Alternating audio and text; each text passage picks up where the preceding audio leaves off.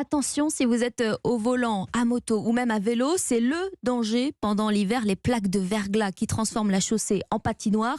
14 départements en vigilance orange. Ce matin, surtout en Auvergne-Rhône-Alpes, l'état de nos routes, justement, c'est un facteur responsable, tenez-vous bien, d'un tiers des accidents mortels en France. Chiffre tout simplement sidérant, publié par l'Observatoire de la sécurité routière qui tire la sonnette d'alarme. Le reportage de Clément Barguin.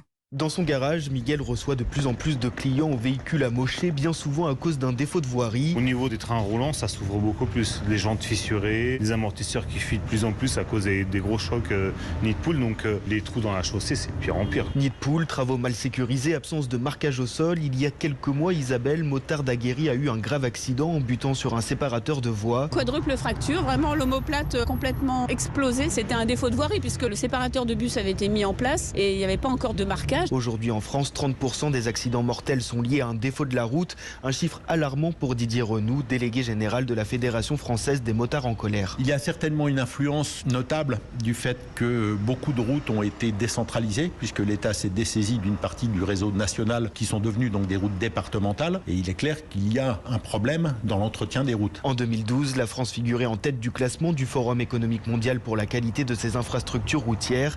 Elle a chuté au 18e rang en 2019. Clément Barguin.